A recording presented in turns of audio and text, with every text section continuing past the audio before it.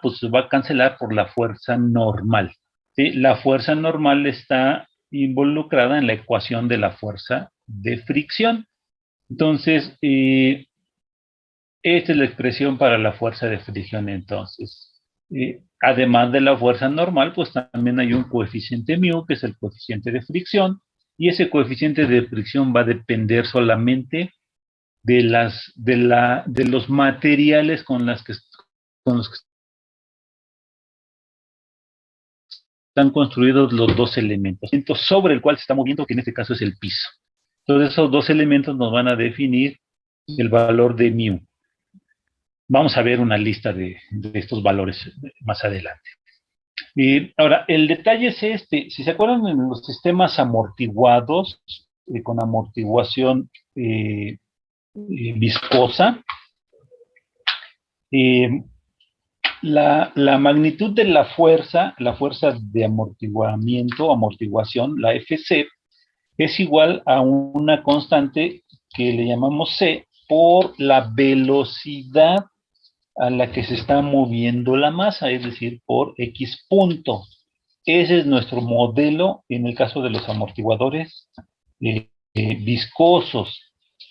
En este caso, vean que la magnitud de la fuerza de fricción, perdón, la fuerza de amortiguación, que es igual a la fuerza de fricción, está relacionada con dos parámetros en donde no está presente la variable de movimiento X, ni tampoco sus derivadas, X punto o X2 puntos. La fuerza de fricción no depende de la velocidad directamente, depende de, dijimos, el peso y depende del coeficiente de fricción. Sin embargo, de todas maneras, nosotros tenemos que hacer el análisis a lo largo de un ciclo, es decir, la posición más a la izquierda que pueda tener la masa, hasta llegar a la posición más a la derecha y después regresar a su posición de la que partió. Entonces, ese sería un ciclo completo. En algún momento durante el análisis, durante el movimiento en ese ciclo, la velocidad estará apuntando hacia la izquierda, y en otros casos estará apuntando hacia la derecha. Es decir, va a tener un valor máximo cuando se mueve en una dirección, ¿sí? Pero tiene también un valor mínimo y después va a empezar a crecer en sentido contrario. Es decir, si la masa, imagínense que la masa partiera de un punto que estuviera, vamos a suponer, en este lugar, vean. Y pongo la plumita.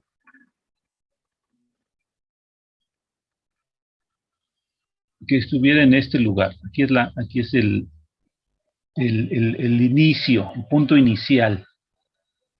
Y entonces se empieza a mover y va a llegar hasta un punto que está en este otro sitio. Si esta posición en la que está nos marca la posición de referencia, la posición de reposo, entonces yo desplazo la masa en un sentido para ser congruentes con bueno, yo lo podría jalar la masa hacia este punto, soltarlo y entonces empezaría a moverse.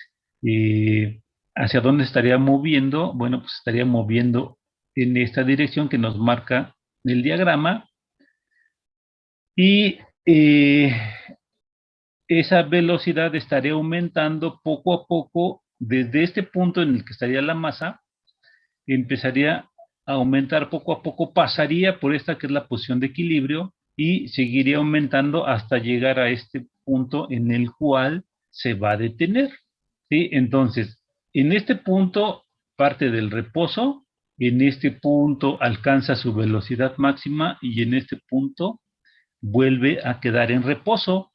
pero en ese momento invierte su sentido el sentido de movimiento, empieza a regresar, se empieza a mover hacia la izquierda y va a volver a pasar por el punto de equilibrio y va a tratar de alcanzar el punto inicial, que es este, pero se va a quedar corta, ya no va a llegar a esa posición, sino que va a llegar a una posición que tal vez sea esta de aquí. Ajá, y luego otra vez se repite, y ya no va a llegar otra vez a esta posición, sino se va a llegar a otra posición que está aquí. Y en cada ciclo sucesivo de tiempo, ajá, en cada semiciclo, porque es cada medio ciclo, va a ir perdiendo eh, la magnitud del desplazamiento y va a estar moviéndose a distancias cada vez más pequeñas con respecto de la posición de reposo. ¿Sí me explicó?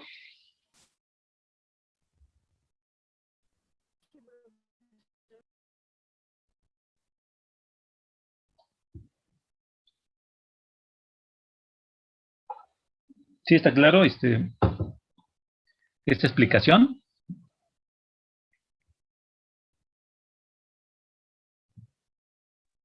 Pues más o menos, profe, ¿podría repetir lo último que dijo del estado de reposo? Es que A me ver, se cortó mi internet. ahorita lo vamos a repetir ya con el análisis. Miren, entonces aquí lo que les quería mostrar en esta explicación que les di es que existen dos casos para el análisis. En el análisis de el movimiento amortiguado con amortiguación viscosa, hacemos un solo diagrama de cuerpo libre, hacemos un solo análisis de fuerzas, y determinamos la ecuación general de movimiento, porque sabemos que la velocidad a la que se está moviendo está relacionada, eh, obviamente, con la variable desplazamiento y con la fuerza de amortiguamiento. Eh, y entonces, no importando que yo haga un diagrama de cuerpo libre cuando la masa se mueve hacia la izquierda o cuando se mueve a la derecha, la ecuación que obtenemos es la misma.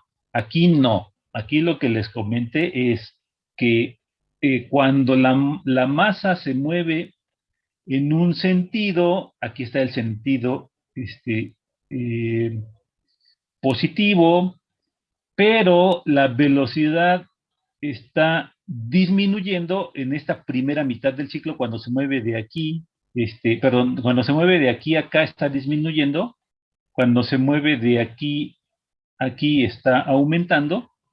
Entonces eso nos lleva a que en un mismo movimiento, cuando la masa se va moviendo desde el punto inicial muy a la izquierda hasta el punto final muy a la derecha, va a pasar por una transición en la cual la velocidad viene aumentando desde este punto hasta este valor y después empieza a disminuir desde este punto hasta este valor, hasta esta posición. Entonces tengo dos diagramas de cuerpo libre, uno que nos explica el movimiento cuando estamos de este punto hacia el punto de reposo y otro del punto de reposo hacia el punto máximo a la derecha. Y por eso tenemos estos dos diagramas. O sea, la dirección del movimiento es el mismo en ambos casos. Déjenles, les pongo aquí unas marcas. Eh, y lo que digo es que tengo yo que una, la ecuación, eh, perdón, esto intenta hacer una línea recta. Esta es la primera parte del movimiento que corresponde a, déjenme ver, esto corresponde, cuando va aumentando, corresponde a esta parte, esta de aquí. Entonces, esta flecha azul implica que la velocidad está aumentando, ¿sí? Y la otra, el otro diagrama de cuerpo libre corresponde a esta parte cuando el cuerpo se está moviendo de... déjame ver que no me muestra el...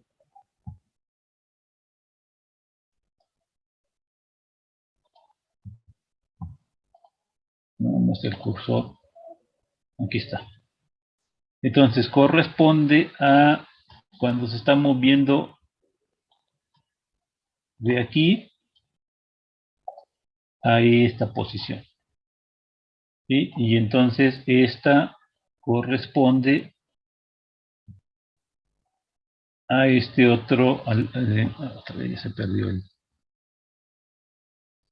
bueno, corresponde a este otro diagrama. ¿Sale? Entonces, el naranja es el primer diagrama de cuerpo libre, corresponde al semiciclo que está de la posición de reposo hacia la derecha, y el otro, el azul, corresponde al semiciclo que está de la posición de reposo hacia la izquierda.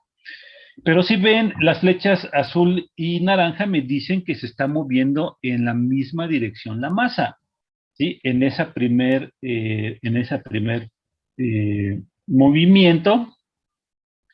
Entonces, la dirección es la misma, la dirección en la que se mueve la masa, pues es de izquierda a derecha. Aquí está, es el sentido positivo del movimiento.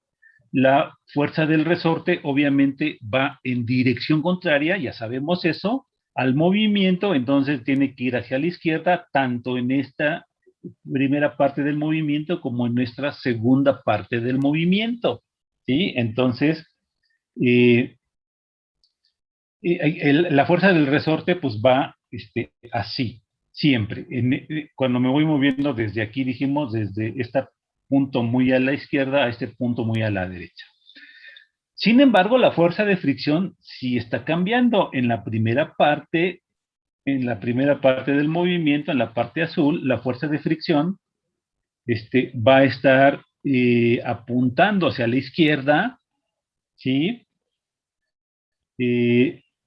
Y en la segunda parte, en la parte naranja, va a estar apuntando la fuerza de fricción hacia la derecha.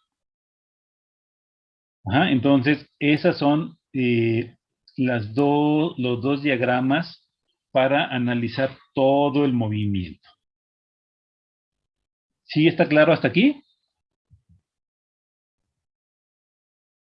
Ok, entonces, ahí está, ya dividimos ahí el movimiento en dos partes. Bien, ahora, las expresiones para la fuerza de fricción la vamos a denotar así. Tal vez ustedes lo pusieron como FF o lo manejaron como FF o Fμ. Lo vamos a manejar nosotros como FC porque para nosotros sigue siendo una fuerza de amortiguación o de amortiguamiento. Entonces, FC, F minúscula C, va a ser igual a F mayúscula C de X punto. ¿Sí? Es una manera de expresarlo.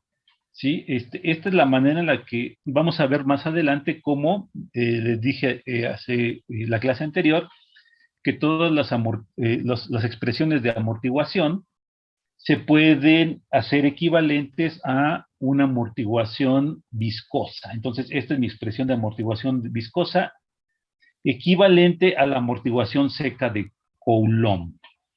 Bien, entonces, sin embargo, la expresión para la amortiguación seca, pues aquí está, me dice que es μ, por la fuerza normal y por un signo. El signo a quién va a corresponder, el signo para ver que estoy haciendo de manera correcta el análisis y estoy poniendo en el sentido correcto la fuerza de fricción, voy a considerar que el signo me lo va a dar la velocidad. ¿Sí? Entonces, en esta primera parte, en esta parte del ciclo, la velocidad está apuntando hacia la izquierda, ¿sí? Porque a partir de la posición de reposo, la velocidad está disminuyendo, ¿sí? Y en la parte azul, esta de acá, la velocidad está apuntando hacia la derecha porque a partir de esta posición, que es la posición más a la izquierda, la velocidad está aumentando hacia la posición de reposo. Entonces, de este punto a este punto aumenta, en este punto llega al valor máximo de velocidad y a partir de este punto empieza a disminuir, ¿sí? Entonces, por esa razón, lo estamos poniendo en este sentido. Bien, ¿qué más? Finalmente, entonces, ya sabemos cómo escribir la expresión de la fuerza de fricción, pero tenemos otra alternativa para poderla escribir. Podemos escribir esta fuerza de fricción en vez de utilizar la función signo, pues utilizamos una expresión de funciones a pedazos que me diga que la fuerza de fricción va a ser igual a más mu por n cuando la velocidad es menor que cero, o es igual a cero cuando la velocidad es igual a cero, o es igual a mu menos mu por n cuando la velocidad es mayor que cero. Entonces, aquí está. La podemos escribir así, o lo podemos escribir de la manera que está en el cuadro de la izquierda. En ambos casos necesitamos establecer también las condiciones iniciales. De todos modos, seguimos teniendo una ecuación diferencial de segundo orden y necesitamos dos condiciones iniciales, la x0 y la x punto de 0. Y aquí están las condiciones iniciales, ¿sí? Entonces, la x de 0 siempre va a ser el reposo. Eso es importante. En un sistema en donde hay fricción seca, el sistema siempre parte con velocidad cero, pero en una posición ya sea a la derecha de la posición de reposo, que es esta línea, o a la izquierda de la posición de reposo. Entonces, parte de este punto o parte de este punto de acá, pero cuando el sistema está quieto, ¿sí? Es decir, no se está moviendo, entonces la velocidad siempre va a ser cero para un sistema con amortiguación de Coulomb. Entonces, ya que tenemos nosotros esas expresiones, pues vamos a ver a detalle cómo vamos a obtener las ecuaciones diferenciales. Y entonces, vamos a hacer esto. Primero, vamos a pues, poner nuestros dos diagramas de cuerpo libre. Ya dijimos por qué apunta en un caso hacia la izquierda, porque es positivo. O a la derecha y es negativa la fuerza de fricción. Entonces, aquí en este caso, bueno, pues tenemos que nuestras expresiones para FK y FC están escritas así. Yo sé que la fuerza de fricción, perdón, la fuerza del resorte va en sentido contrario al movimiento, entonces se pone como negativo. En este sentido, en esta primera ecuación, si vemos nosotros la velocidad va en el mismo sentido que la fuerza del resorte, entonces también tiene su signo negativo, y esto va a ser igual a la masa por la aceleración. Y esto para toda velocidad, esto obviamente tenemos que ligarla con la velocidad, pero la velocidad solamente nos implica la condición. Entonces, mientras la velocidad sea menor que cero, esta ecuación es válida. Ajá, entonces, sustituimos las expresiones de la fuerza por sus ecuaciones primarias, menos k por x y mu por n. Déjenme ver aquí, cuando x es menor que cero,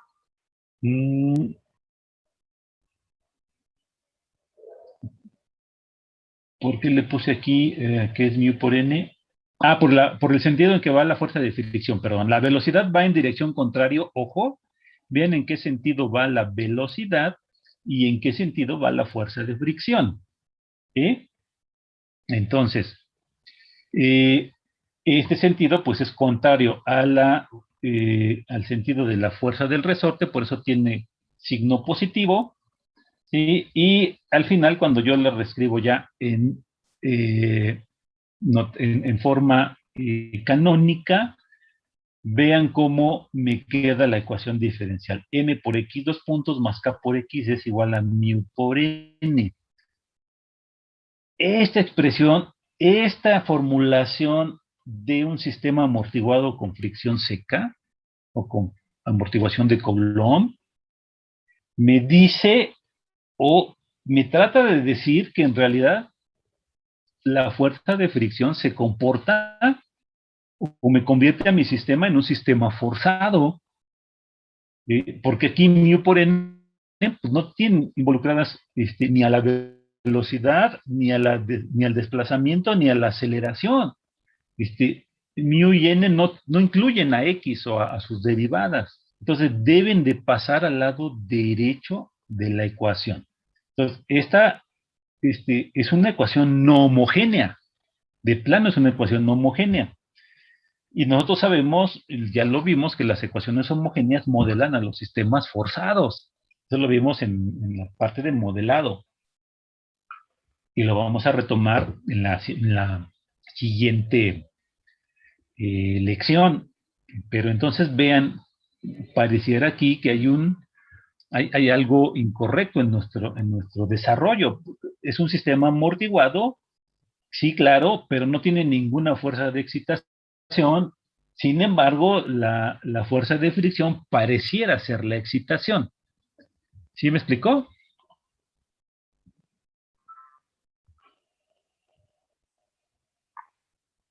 Sí, bueno, entonces vamos a ver cómo se interpreta entonces la contradicción aparente. La escribimos en forma normalizada. Bueno, dividimos primero entre n. Ajá.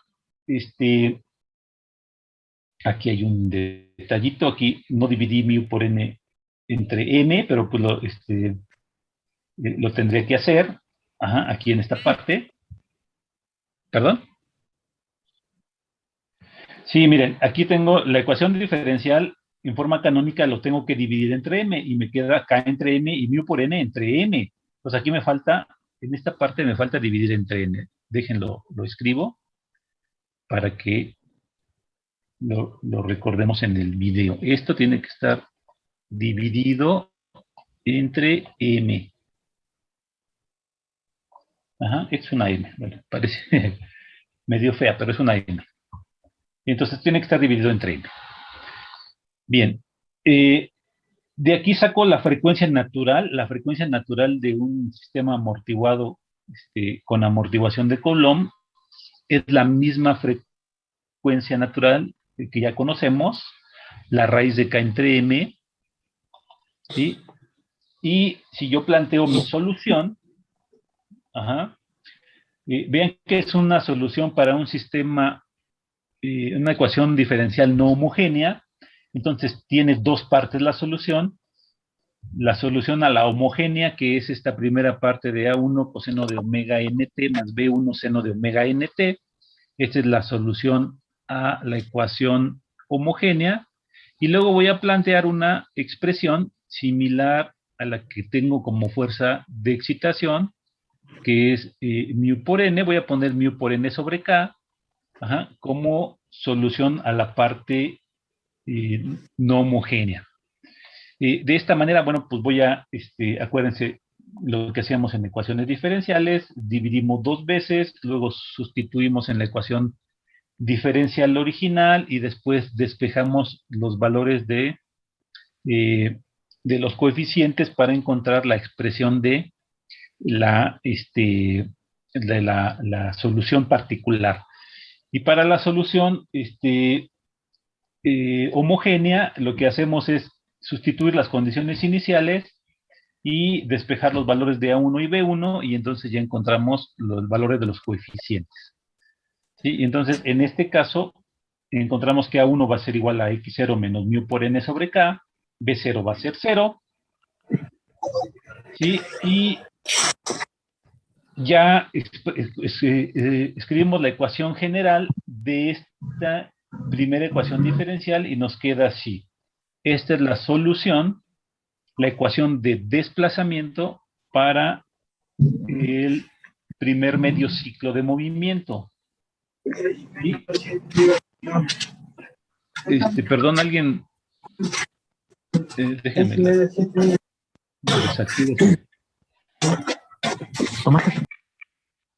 Perdón, es que tiene su Micrófono abierto su compañero. Bien, ¿dudas hasta esta primera ecuación?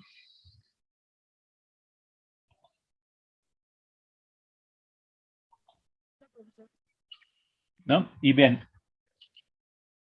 ok. Solamente, pues para definir bien cuál es el intervalo, pues este intervalo va a valer de 0 a pi sobre omega n, ¿sí? En la primera mitad del ciclo. Después, vamos a hacer el análisis de arriba. El análisis de arriba, entonces, ¿qué es lo que va a cambiar? Va a ser el mismo análisis, excepto que ahora la fuerza de fricción, aunque yo planteo la misma ecuación, la misma sumatoria de fuerzas, que es esta de aquí, ¿sí? Sin embargo, el signo de la fuerza de fricción cambia por lo que ya explicamos. Entonces, es la misma ecuación, el mismo procedimiento, pero lo que cambia es el signo de la fuerza de fricción, ¿sí? Y entonces me queda de esta manera, la ecuación diferencial, obviamente ya escrita en forma canónica, incluye un signo menos para la fuerza de fricción. El resto de los parámetros, bueno, pues el resto es la omega n es igual. Si yo planteo ahora mi solución, pues la voy a plantear de esta manera, ¿sí? Y cuando yo desarrollo mis expresiones, encuentro ahora los valores, les voy a llamar A2 y B2, pero tengo las mismas condiciones iniciales, ¿sí? Y en este caso ahora A2 va a ser equivalente a esta expresión, B2 es igual a 0, y cuando reescribo ya mi solución completa para este segundo medio ciclo, pues me va a quedar así. Ahora va a ser válida esto entre pi medios y 2 pi sobre omega n. Vean que es muy similar, el detalle solamente son dos. Primero aquí, en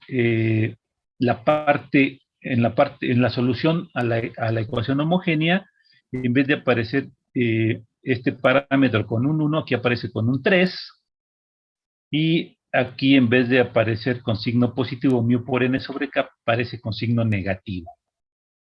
¿Sí? Entonces, estas son las expresiones para la amortiguación de Coulomb.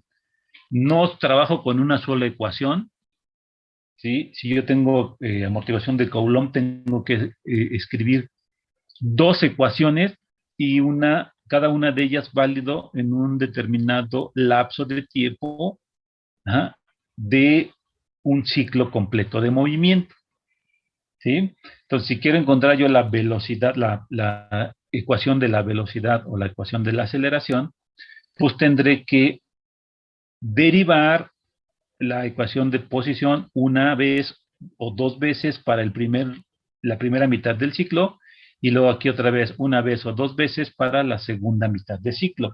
Entonces tengo que trabajar un poco más para poder determinar el movimiento completo de una masa que está moviéndose eh, sobre una superficie y en donde sí hay fricción presente. ¿Sí me explico?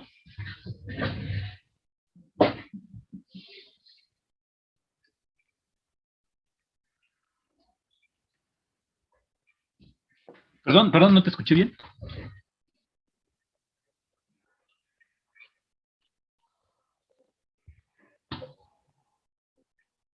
Exacto.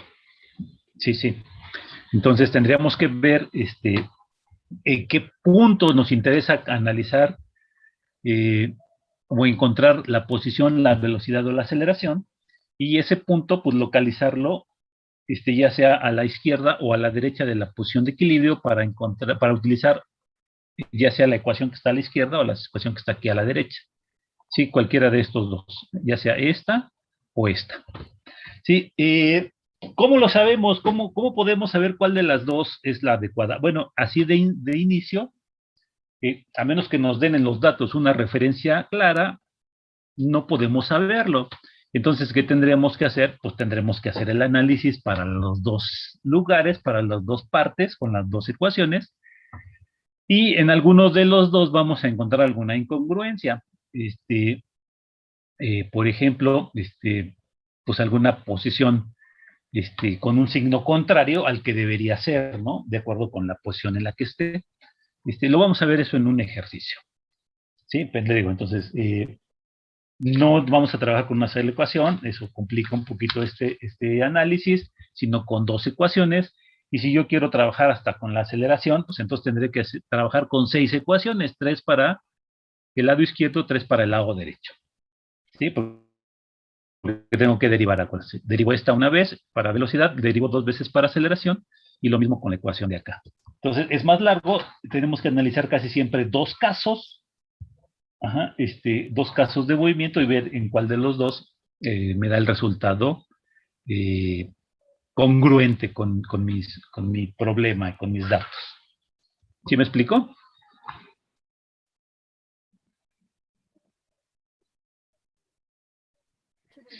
Ok.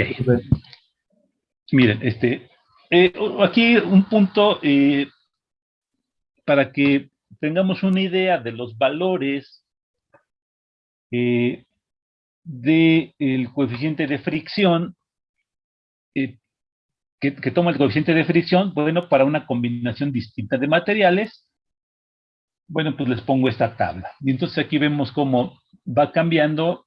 Además, acuérdense que hay un coeficiente de fricción estático, que es un coeficiente de fricción mayor, tiene un valor mayor que el coeficiente de fricción dinámico. Es decir, cuando yo quiero sacar del reposo a un cuerpo que está descansando sobre una superficie en donde va a haber fricción, necesito aplicar una fuerza mayor, ¿sí? Para sacarlo del equilibrio y moverlo, vamos a suponer, lo quiero mover 2 centímetros. Entonces tengo que aplicar una fuerza de una magnitud X para moverlo 1 centímetro a partir de la posición de reposo. Pero ya que se movió, para moverlo otro centímetro, entonces aplico una fuerza más pequeña. ¿Por qué? Porque el coeficiente de fricción cambia. Hay un coeficiente de fricción estático que es más grande que el coeficiente de fricción dinámico. Y cambia también dependiendo del valor, del tipo de superficies en donde está, con los que estoy trabajando.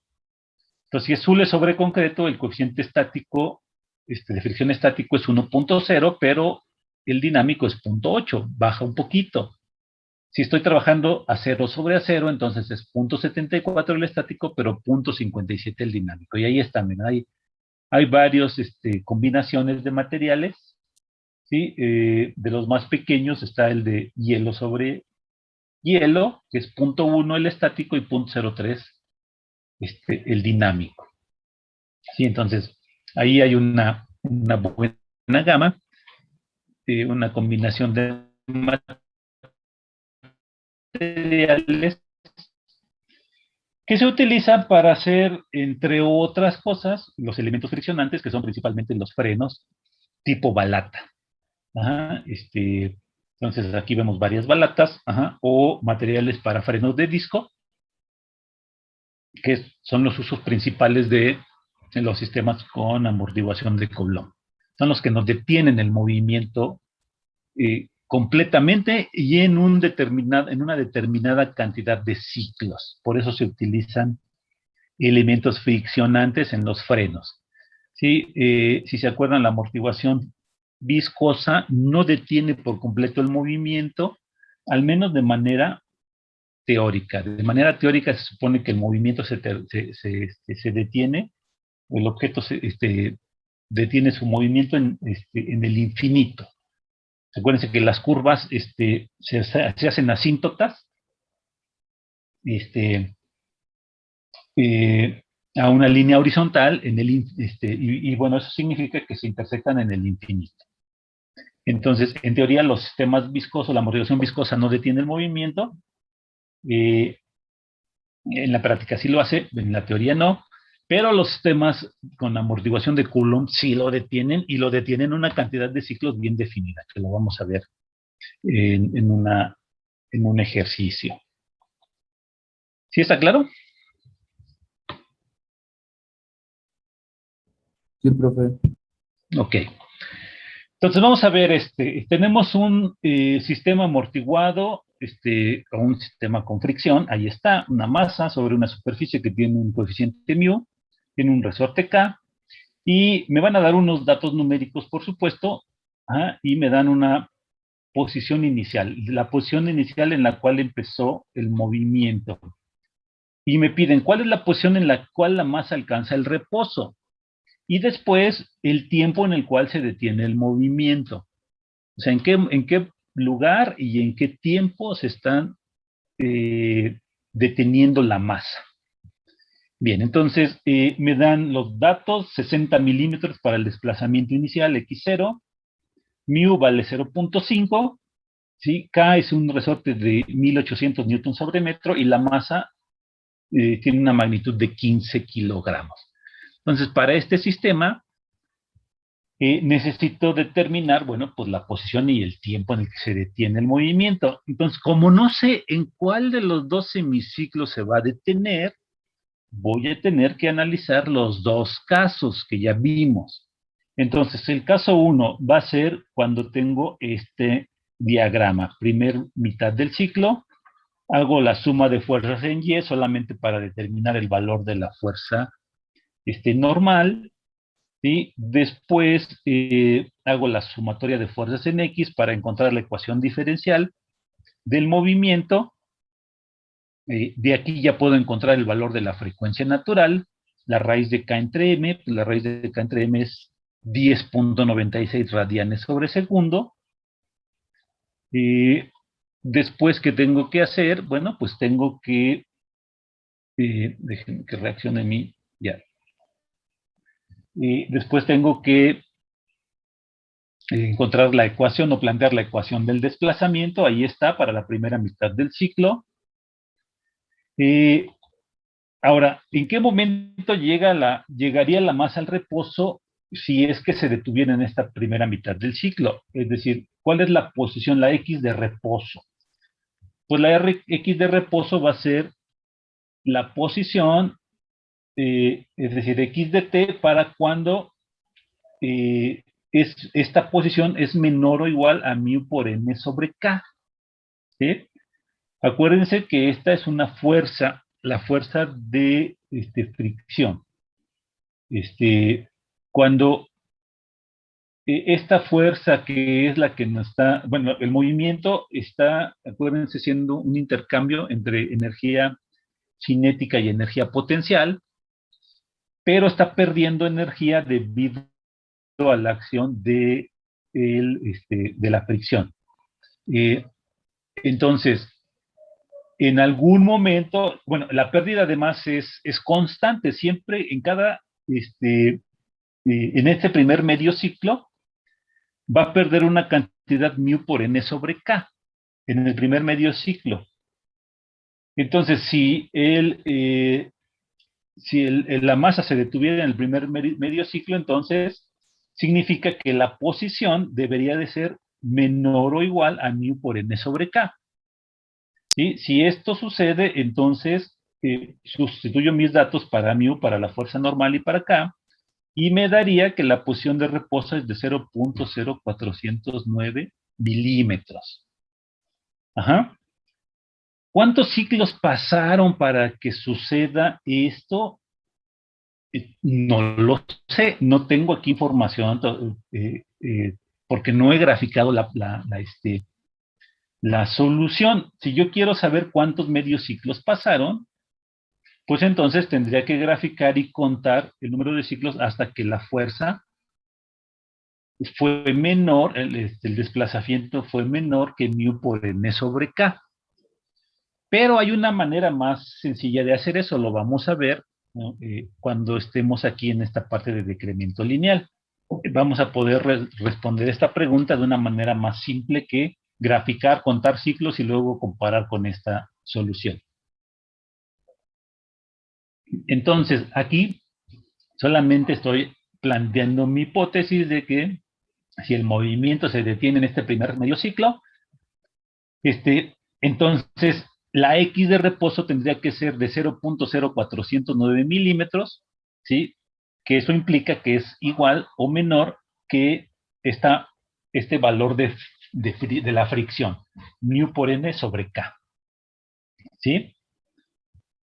¿Sí me explicó?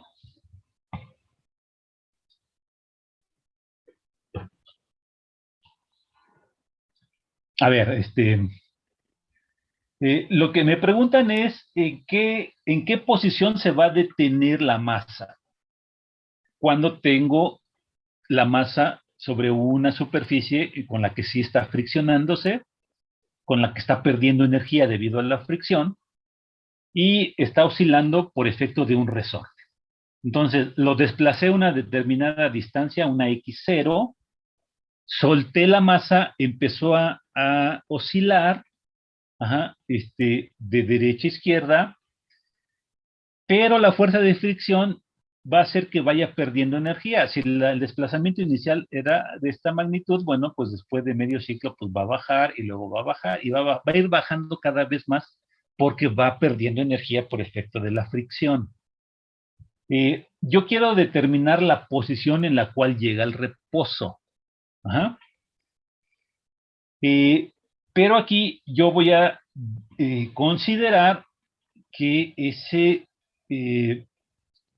ese reposo lo va a lograr en el primer ciclo, en el primer medio ciclo. ¿Sí? Si ese reposo lo logra en el primer medio ciclo, significa entonces que en ese primer medio ciclo,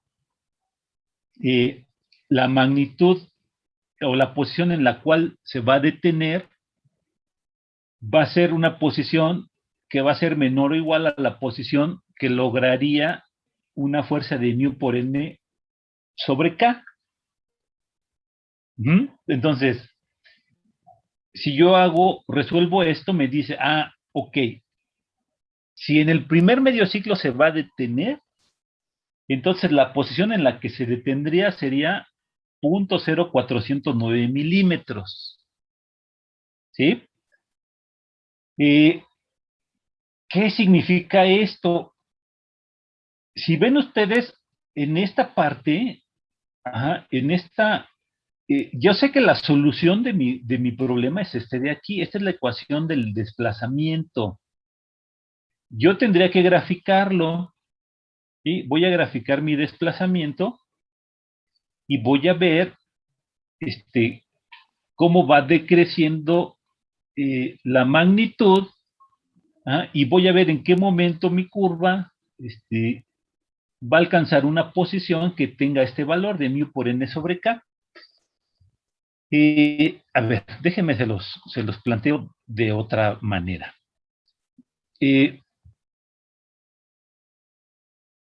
Déjenme cambiar mi color. Fíjense, voy a hacer la gráfica del movimiento de la masa oscilando en la superficie de fricción. Entonces, si yo llevé hasta aquí la masa y la solté, entonces empiezo a analizar el movimiento y entonces este movimiento pues, debe ser algo así. En cada medio ciclo, es decir, esta posición en valor absoluto es menor que esta posición, y esta posición en valor absoluto es menor que esta posición, que es esta de aquí. Es decir, esta posición, si esta es la posición 1, es menor que esta que es la posición 2, es menor que esta que es la 3, y así. Va a ir disminuyendo.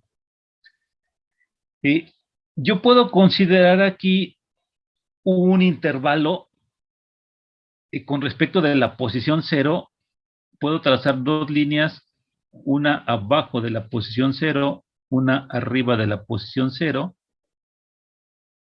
y entonces estas líneas representarían este valor, mu por n sobre k y menos mu por n sobre k. Y entonces yo tendría que, si yo grafico lo vamos a hacer, porque tenemos las herramientas, pero aquí solamente estamos viendo la parte del cálculo. Yo puedo hacer este, eh, yo puedo graficar y empezar a hacer mi análisis y entonces yo vería cómo ir recorriendo la señal del desplazamiento y ver en qué momento la señal se mete al intervalo del más menos mu por n sobre k y ya no se sale de él. ¿Qué significa que se meta al intervalo de más mu por n sobre k? Pues que si se queda dentro de este intervalo, entonces el último lugar en el cual entró al intervalo del más mu por n sobre k es el lugar en el cual se va a detener, porque estar dentro de este intervalo significa que la deformación del resorte, multiplicado por la constante del resorte, ya no va a ser una fuerza suficientemente grande para vencer a la fuerza de fricción. Y entonces, esta parte de la curva ya no existiría, esto que está a la derecha, desde aquí hacia acá, el cuerpo ya no se movería. Aun cuando en teoría, aun cuando la gráfica me mostrara que sí se va a seguir moviendo, me sigue mostrando la onda, en la realidad esto ya no existe, porque en esta posición, en este punto exactamente, allí se detiene la masa y ya no se sigue moviendo. ¿Sale? Ahora, como no tengo esta gráfica, en este momento no tengo voy a suponer, no tengo este conocimiento, no tengo esta herramienta para hacer la gráfica, entonces lo voy a hacer solamente por medio de las ecuaciones. Y me dicen, ¿en qué posición se va a detener? Obviamente la posición está referida con respecto del cero, que es este. Este es el cero. Entonces, este es el cero, es el punto de referencia. Y la masa se mueve hacia arriba y hacia abajo. Entonces, con respecto de esto, yo voy a determinar en qué posición se detuvo. Si se detuvo arriba o se detuvo abajo. Lo que estamos haciendo, entonces, en el caso 1, yo considero que la masa se detuvo arriba de la posición 0. Y el caso 2 va a ser cuando considero que la masa se detiene abajo de la posición 0. ¿Sí? Entonces, esas son mis opciones de solución. Como solamente me preguntaron esto, ¿en qué posición se detuvo? Esta es mi respuesta correcta. Esta. Esta es la posición en la cual se va a detener. Ahora, ¿después de cuántos ciclos se detuvo? Pues esto no me lo dice. Esta expresión que estoy sacando aquí, esta solución, no me dice después de cuántos ciclos se detuvo. Solamente me dice que se va a detener cuando llegue a esta posición. Y cuando la fuerza del resorte sea menor o igual que mu por n. O también dicho de otra manera, que la deformación del resorte sea igual a mu por n sobre k, que eso significa que ya el resorte no tiene la magnitud suficiente como para vencer a la fuerza de fricción. ¿Sí me explicó? ¿Sí? Vean, esta expresión que yo tengo aquí, esta expresión que estoy aquí encerrando,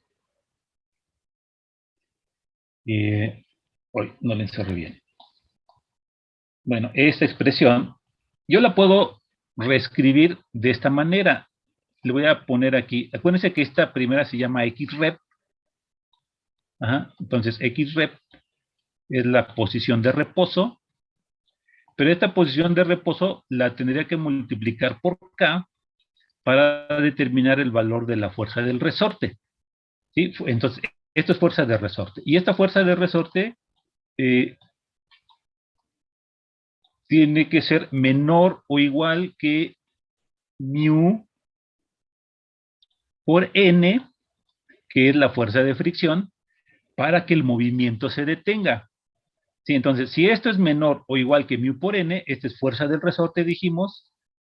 Esta es la fuerza de fricción. Si la fuerza del resorte es menor o igual a mu por n, entonces ya no hay manera de que el resorte mantenga el movimiento de la masa. Y entonces resulta que el movimiento oscilatorio se detiene. Entonces, este es el único sistema, bueno, no es el único sistema, pero este es un sistema en el cual el movimiento se detiene en una posición diferente a la posición de reposo. ¿Sí? Se va a detener en dónde? Pues cuando el sistema alcanza esta posición y esta condición. ¿Sí? Alcanza X rep, ¿sí? Y alcanza la condición en que X rep por K es menor o igual que mu por N. O dicho de otra forma, X rep es menor o igual que mu por N sobre K. ¿Sí queda más claro así?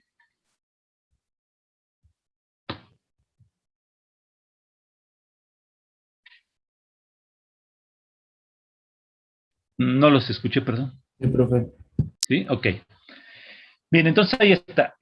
Ojo, entonces, esta solución es una solución parcial. Me está diciendo en qué posición se detiene, pero no me dice después de cuántos ciclos o cuántas veces tuvo que pasar por esta posición antes de que se detuviera.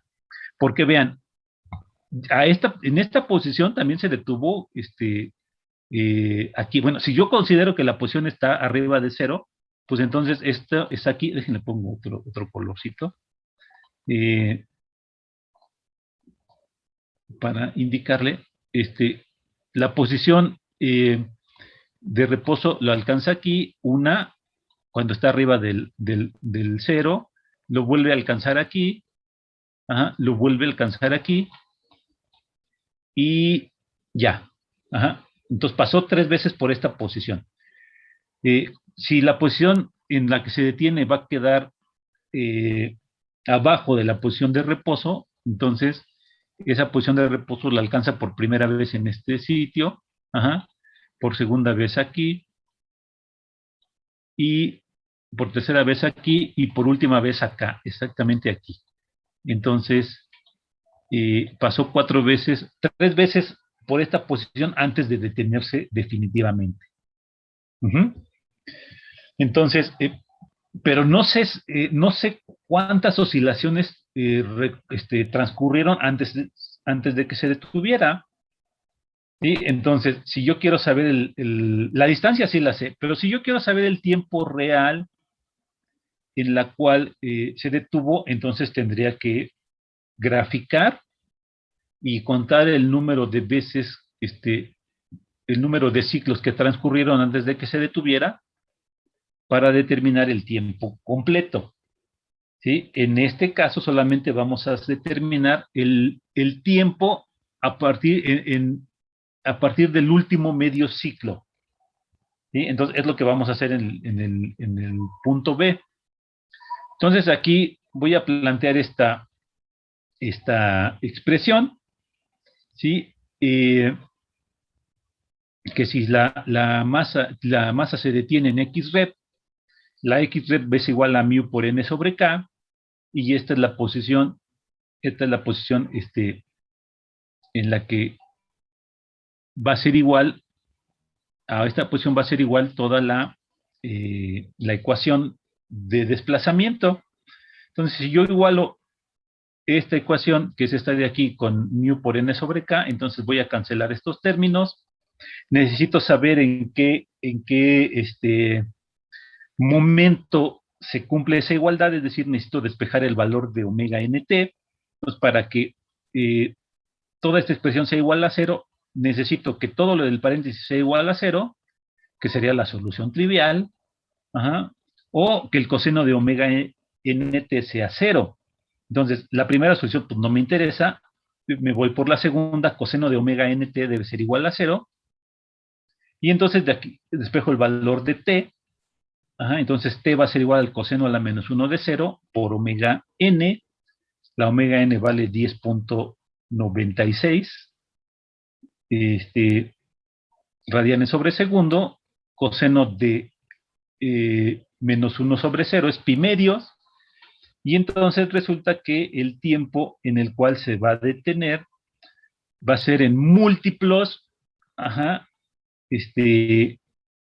de pi medios, ¿sí? Entonces se puede detener este, en el primer ciclo, en los primeros 1.4333 segundos, ajá, o se puede detener en 0.1433 más tau, que el tau es el periodo de la onda, o más 2 tau, o más 3 tau, etcétera.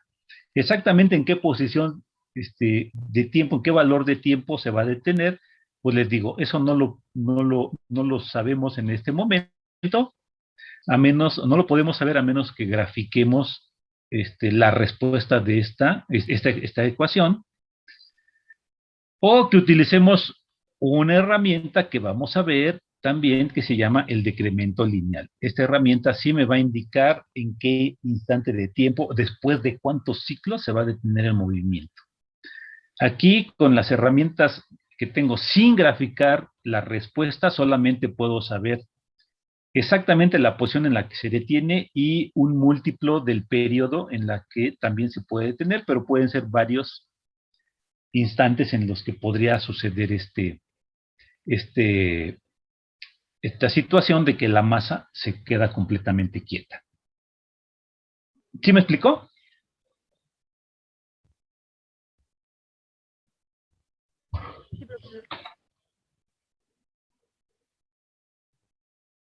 Sí, sí está claro, al menos hasta aquí el procedimiento que hicimos.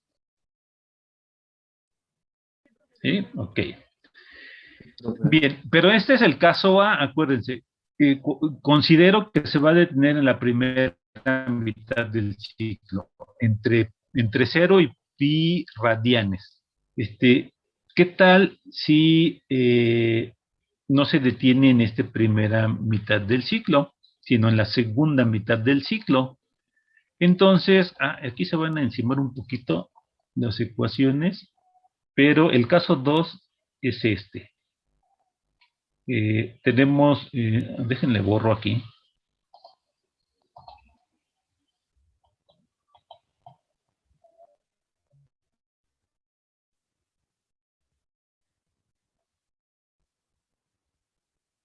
Bueno, ahí está. Entonces ahí está.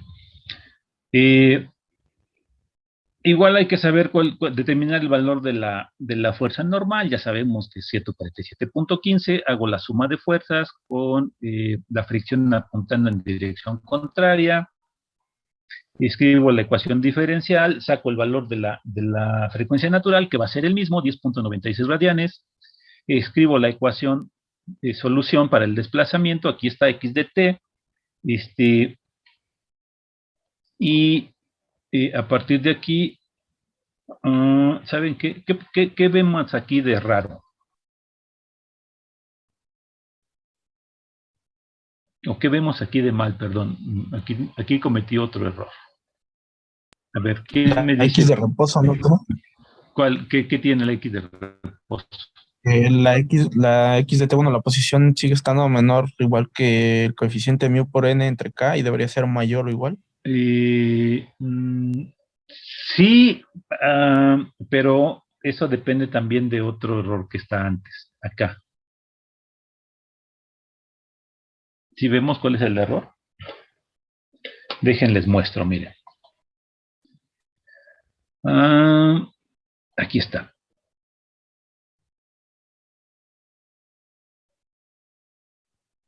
Uy, se trabó mi presentación. Ahí está.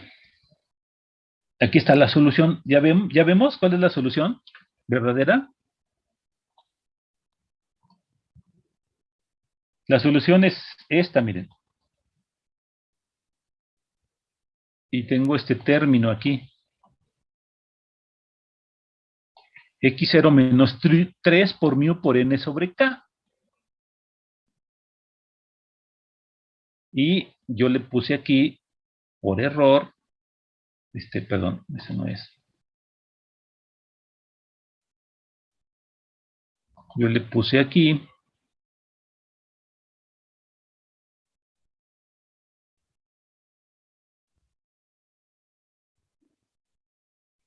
que es también mu por n sobre k, si vimos, aquí le falta un 3. Entonces, bueno, pues este ejercicio aquí pues ya me salió mal. Entonces hay que corregirlo. Entonces aquí sería 3 por mu por n sobre k. ¿Sí vemos?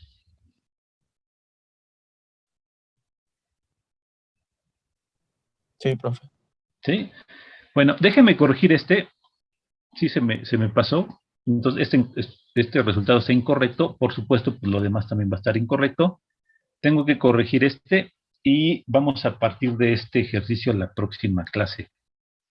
Ya corregido. Sí, la primera parte, hasta aquí todo está bien. Ajá. Esta es la parte en donde me equivoqué con la solución, porque puse la misma solución que sucede en el primer medio ciclo, entonces está incorrecto eso.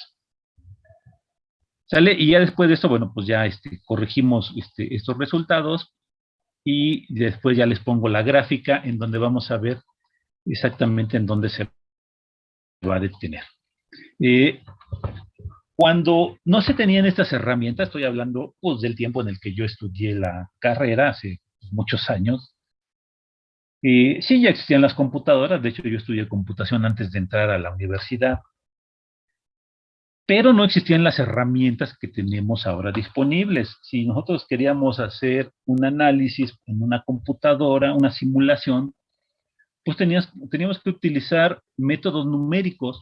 Sí, teníamos que escribir nosotros todo el programa para la solución de un problema específico y si yo quería ver la respuesta, por ejemplo, de este sistema, tendría que hacer el programa para poder graficar ya sea esta solución o esta solución de acá. ¿Sí? Entonces, bueno, pues no era tan común que tuviéramos acceso a una computadora. Y ahora pues ya estamos nosotros en estos tiempos en los que, bueno, pues de hecho nos estamos comunicando a través de estos aparatos. Tenemos una computadora en casa, en aquellos tiempos no era tan sencillo, eran sumamente caras. Mucho más en generaciones anteriores a la mía, pues yo le digo, estuve estudiando en la universidad entre en la última mitad de los años 80, ahí estaba en la universidad, pero pues en la primera mitad de los 80 o en la segunda mitad de los 70, pues fueron otras condiciones para los egresados al menos de la UAM. En otras universidades, bueno, pues estuvieron en otras circunstancias, en la UNAM, en el Politécnico, en situaciones en las que pues ni computadoras había. Sí, porque son más viejas esas escuelas. Ahora tenemos nosotros esta opción de que además de poder utilizar las herramientas de cálculo, pues tenemos la opción de poder simular. Por eso les di todas las herramientas, todas las formas en las que podríamos solucionar estos problemas. Entonces, vamos a obtener estas respuestas y luego lo vamos a comparar contra alguna respuesta que obtengamos por medio de de las herramientas de análisis o simulación que ya conocimos. Sí, bien, entonces vamos a dejarle aquí, le digo, corrijo y vemos cuál es la manera en la que podemos encontrar una solución gráfica que nos permita comprobar o refutar los resultados que nosotros ya tenemos. ¿Sí está claro? Ok. Bueno, entonces vamos a dejar aquí la clase y nos vemos el día viernes para continuar con este tema.